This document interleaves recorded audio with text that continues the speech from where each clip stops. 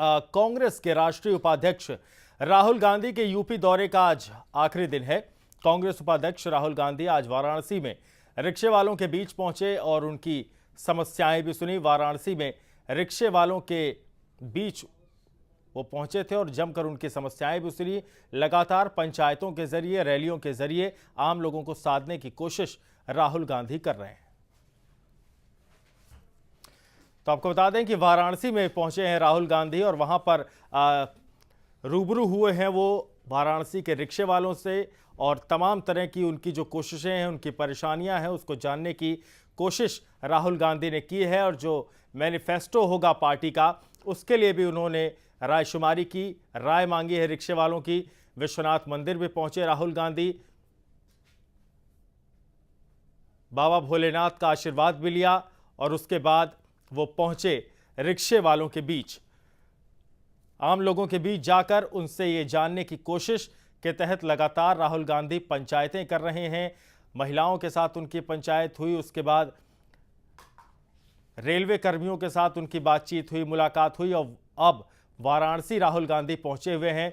उत्तर प्रदेश में अपनी जमीन जो दरकी हुई है उसको मजबूत करने की कोशिश में राहुल गांधी जुटे हुए हैं। नई नई योजनाएं और नए नए आइडियाज वो ले रहे हैं, घूम घूम कर जनता के बीच जा रहे हैं। और इसी क्रम में राहुल गांधी वाराणसी पहुंचे थे।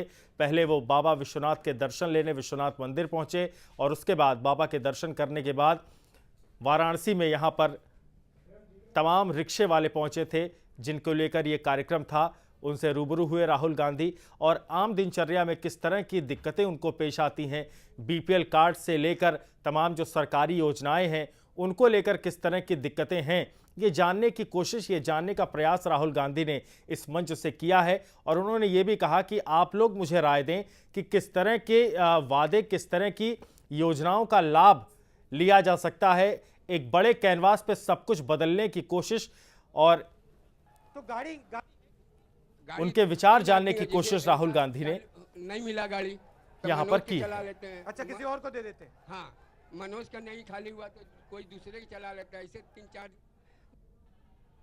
मिस्त्री जी प्लीज शांत रहिए। खत्री जी उनको शांत।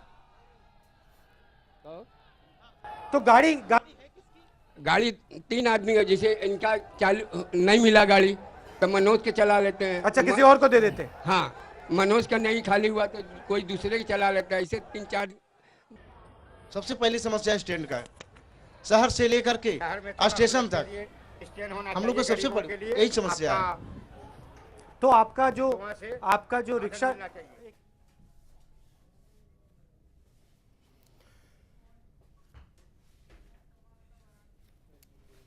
सतीश मोहन इस वक्त हम आपको सबसे ज्यादा दर्द हुआ कि भाई मैं मतलब जगदीश मोहन हमारे संवाददाता, हमारे रिपोर्टर इस वक्त वाराणसी से हमारे साथ जुड़ रहे हैं। जगदीश, रिक्शे वालों के बीच पहुंचे राहुल गांधी, क्या कुछ बातें हुई हैं यहाँ पर? देखिए, राहुल गांधी का ये जो दौरा था, राहुल गांधी ने पहले ही दिल्ली में इस बात की घोषणा की थी कि आने वाले चुनाव में जो कांग्रेस का घोषणा पत्र होगा वो देश के विभिन्न वर्गों में आपसी संपर्क के बाद उस घोषणा पत्र की रूपरेखा तय की जाएगी। बिल्कुल इसी क्रम में मैं आपको याद दिलाऊं कि पिछले दिनों वो नई दिल्ली रेलवे स्टेशन पर भी कुलियों के बीच में मिले थे। उसी क्रम में आज ये वाराणसी का उनका दौरा था। वो रिक्शे वालों के बीच में गए और रिक्शे वालों के बीच में उनकी समस्याओं को जानने का प्रयास किया और शायद इसके पीछे उनकी यही मंशा रही होगी कि आने वाले लोकसभा चुनाव में जो कांग्रेस का घोषणा पत्र तैयार हो उसमें इन समस्याओं को भी जोड़ा जाए। असंगठित क्षेत्र के एक कामगारों की बहुत बड़ी संख्या है हमारे देश में, जिसमें ये सारे लोग आते हैं, कुली आते हैं, रिक्शे वाले आते हैं, बुनकर आते हैं तमाम। तो इस वर्ग को शायद अपने चुनाव घोषणा पत्र में शामिल करने की ये मंशा रही होगी राहुल गांधी की। तमाम तरह की कोशिशें की जा रही जगदीश, तमाम राजनेताओं की तरफ से, सियासतदानों की तरफ से इस चुनावी मौसम में। और राहुल गांधी की नजर खासतौर पर उत्तर प्रदेश के उस वर्ग पर लगी हुई है जो आम आदमी, जो आम दिनचर्या में जिसको तमाम तरह की दिक्कतें पेश आती हैं और वो किसी से मदद नहीं ले पाता। उन लोगों के बीच जाकर राहुल गांधी की योजना है क्या मिशन यूपी के तहत यहाँ पर?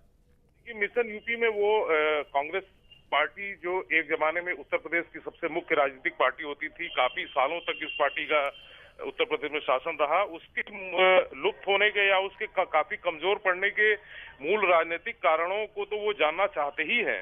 साथ में मैंने जैसा आपसे कहा कि ये वर्ग हो गया रिक्शा वाले, कुली या